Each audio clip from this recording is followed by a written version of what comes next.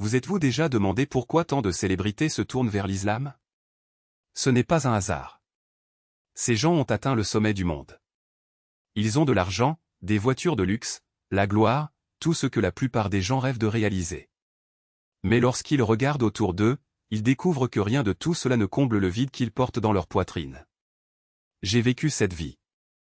J'ai eu les voitures les plus chères, les bijoux les plus exclusifs, les maisons les plus somptueuses, les soirées les plus chaudes. Et je peux le garantir, rien de tout cela ne guérit la solitude qui serre le cœur. Vous buvez, vous amusez, recherchez des plaisirs infinis, mais plus vous en buvez, plus vous vous sentez vide. Les célébrités sont les plus grandes victimes de ce système. Ils sont liés à des contrats, des marques, des horaires chargés, des caméras à chaque étape. Ils ne peuvent pas respirer sans que le monde les regarde. Et lorsqu'ils se retrouvent enfin seuls, avec tout l'argent et toute la renommée de la planète, ils se rendent compte qu'ils sont toujours déprimés, anxieux, perdus. Puis soudain, ils se tournent vers l'islam. Ils voient des gens simples, sans fortune, sans jet privé, sans récompense, mais qui ont quelque chose qu'ils n'ont jamais trouvé, la vraie paix. Un musulman, avec sa modeste maison, sa famille et ses 5 prières quotidiennes, vit dans le calme, avec une discipline inébranlable. Et il pense, attendez une minute, j'ai été dupé toute ma vie. Ces gens n'ont rien que je possède, mais ils ont quelque chose que tout mon argent ne peut pas acheter. C'est pourquoi tant de célébrités choisissent l'islam. Parce que, quand on enlève le bruit, les masques, les applaudissements, les lumières, ce qui reste, c'est un cri dans l'âme. Et seul Dieu peut faire taire ce cri. L'islam n'offre pas de plaisirs éphémères. Il offre la vérité. Soyons sérieux, la célébrité est une maladie. L'argent est une illusion. Et le matérialisme est le plus gros mensonge jamais vendu à l'humanité. Les célébrités sont des cobayes dans ce système. La société dit, voici l'argent, l'attention, le pouvoir. Voyons si vous serez enfin heureux. Et sans exception, ils s'effondrent tous. Overdose, dépression nerveuse, hospitalisation, post sur la dépression, l'anxiété, le vide. Et la personne moyenne, assise à la maison, se demande, comment quelqu'un qui a des millions en banque, des hôtels particuliers et des jets privés peut-il être déprimé? Voilà l'astuce. Rien de tout cela ne remplit l'âme. Votre âme ne se soucie pas des Lamborghini. Ne vous souciez pas des likes sur Instagram. Votre âme veut seulement la vérité. Et si vous l'ignorez, peu importe la taille de votre compte bancaire, vous serez mécontent. Regardez Hollywood. Regardez l'industrie de la musique. C'est un cimetière d'âmes brisées. Les gens qui ont tout pleurent encore pour dormir. Des millions de personnes se droguent encore pour échapper à leurs propres pensées. Ils sont esclaves du système qui promet de les libérer. Parce que la gloire n'est pas la liberté. La renommée est une prison. Vous êtes enchaîné à votre image, à vos sponsors, à vos fans. Vous ne pouvez pas respirer sans que quelqu'un vous regarde. Et plus vous devenez célèbre, plus vous vous sentez seul. J'ai déjà vécu ça.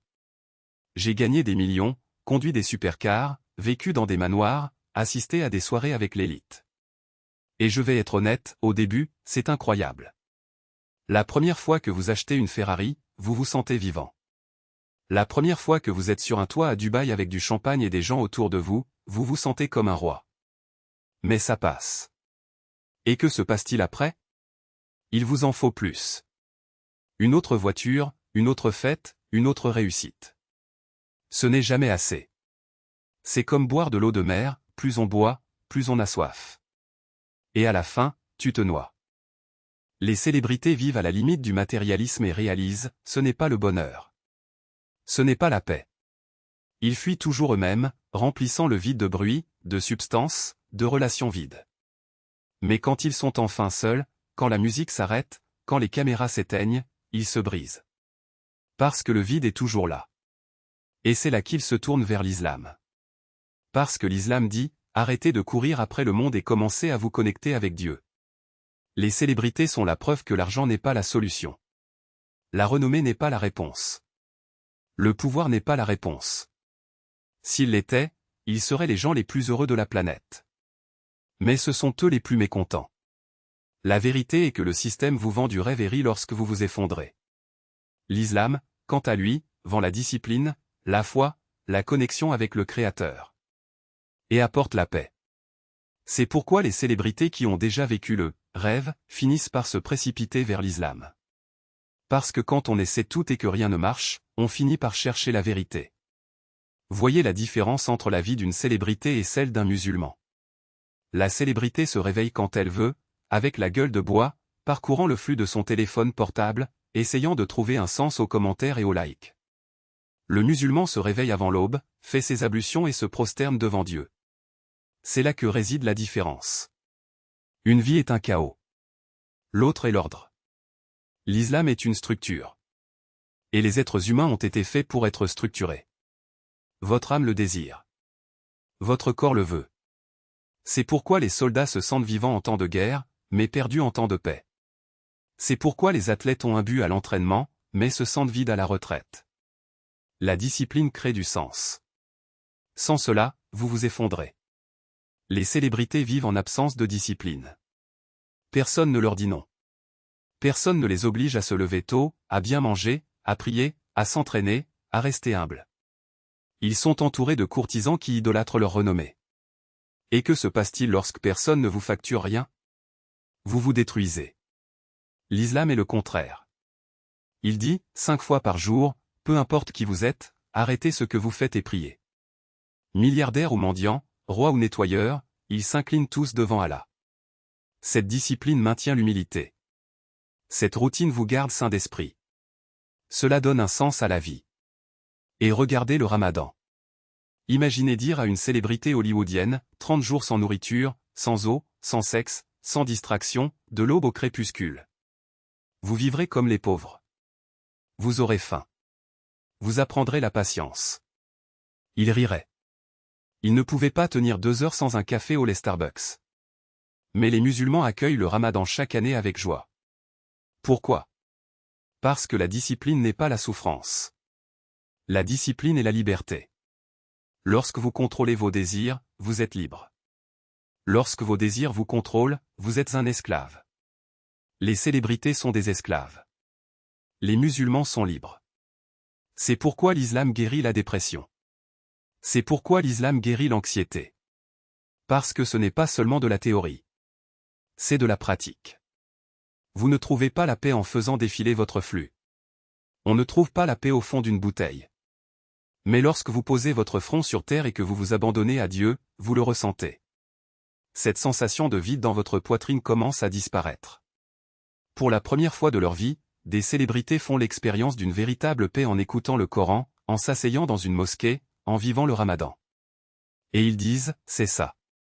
Et c'est là la beauté de l'islam, il ne choisit pas qui vous êtes, mais qui vous pouvez devenir. Peu importe que vous soyez un champion du monde ou un inconnu qui a du mal à payer ses factures. La vérité est la même. Le vide ne respecte pas les titres, il ne fait pas de distinction entre ceux qui ont des millions et ceux qui peuvent à peine survivre. C'est là, au fond de votre poitrine, qui murmure qu'il manque quelque chose. Et que fait la majorité? Essayez de combler ce trou avec plus de la même chose. Plus d'argent, plus de renommée, plus de plaisir, plus de likes, plus de tout. Mais le trou ne fait que s'agrandir. Parce que le cœur humain n'est pas fait pour se laisser distraire. Il était fait pour être rempli. Et le seul qui peut le remplir est celui qui l'a créé. C'est pourquoi lorsqu'un homme comme Tyson, qui a eu tout ce que le monde a à offrir, se met à genoux et dit, « Alhamdoulilah, ce n'est pas une défaite. C'est la victoire. C'est l'abandon qui vous libère. C'est la reconnaissance que peu importe à quelle hauteur vous grimpez, peu importe combien le monde vous applaudit, vous êtes toujours petit devant Allah. Et dans cette petitesse, on trouve la grandeur. » Regardez Cat Stevens. Il n'a pas abandonné la gloire parce qu'il était faible. Il l'a abandonnée parce qu'il était assez fort pour voir qu'elle ne valait rien. Imaginez-vous être sur scène, avec des milliers de personnes criant votre nom et réalisant que cela ne vous complète pas. Que leur amour est éphémère, que leurs applaudissements sont vides, que leur gloire est une illusion. Et puis, dans un moment de clarté, vous réalisez, je n'ai pas besoin de ça. J'ai besoin d'Allah. Et tu laisses tout tomber. Non pas parce que c'est facile, mais parce que c'est la seule chose qui a du sens. Et il n'y a pas que les plus célèbres. Combien d'entre nous, au quotidien, ne ressentent pas ce même vide? Combien d'entre nous se réveillent le matin et pensent, cela ne peut pas être tout? Combien d'entre nous ont essayé de combler ce vide avec des relations toxiques, avec un travail excessif, avec des achats compulsifs, avec tout ce qui nous détourne de cette voie qui insiste pour dire « vous n'êtes pas complet ». L'islam n'est pas une évasion. C'est la réponse. C'est le remède contre une maladie dont le monde ne veut pas admettre l'existence. Parce que le monde vend du bonheur en paquet. Soyez riches, soyez célèbres, soyez désirés et vous serez heureux. Mais les riches, les célèbres, les désirés, ils sont parmi les plus malheureux. Ils ont tout sauf ce qui compte vraiment. Et quand ils réalisent cela, quand ils comprennent que la vraie richesse ne réside pas dans ce que vous avez, mais dans qui vous êtes devant Allah, quelque chose change. L'anxiété disparaît. La dépression disparaît. La recherche incessante de plus disparaît. Parce que vous réalisez que vous avez déjà tout ce dont vous avez besoin. Et c'est pourquoi l'islam est si puissant. Il ne promet pas un paradis lointain. Il vous donne la paix ici et maintenant. Lorsque vous priez, lorsque vous jeûnez, lorsque vous vous souvenez d'Allah, vous le ressentez.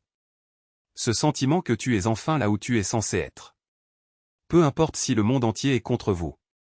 Peu importe si vous êtes le seul musulman dans votre quartier, dans votre famille, dans votre entourage. Parce qu'en fin de compte, vous êtes seul devant Allah. Et si vous êtes en paix avec lui, rien d'autre n'a d'importance. Et cette paix n'est pas passive. Ce n'est pas une faiblesse. C'est la force. C'est la force d'un homme comme Khabib, qui aurait pu avoir tout ce que l'UFC offre aux femmes, boissons, fêtes, célébrités mais a choisi la discipline. La force d'un Mike Tyson, qui aurait pu continuer à sombrer dans les ténèbres, mais qui a choisi la lumière. La force d'un Cat Stevens, qui aurait pu rester une idole, mais a choisi d'être une servante. Car au fond, nous le savons tous, la vraie force ne réside pas dans la domination des autres. Il s'agit de se maîtriser. Et personne ne se maîtrise sans Allah. C'est pourquoi quand on voit quelqu'un qui avait tout abandonné à l'islam, ce n'est pas un signe de faiblesse. C'est le signe qu'il comprenne enfin ce qu'est le véritable pouvoir. Et c'est le message que le monde doit entendre. Il ne s'agit pas d'être musulman. Il s'agit d'être humain. Il s'agit de réaliser que peu importe combien vous courez, peu importe combien vous possédez, peu importe combien vous êtes admiré, vous ne serez jamais complet tant que vous ne vous soumettrez pas à Allah. Parce qu'il ne vous a pas créé pour être l'esclave du monde. Il vous a créé pour être libre. Et la liberté ne consiste pas à faire ce que l'on veut. C'est faire ce pourquoi vous avez été créé.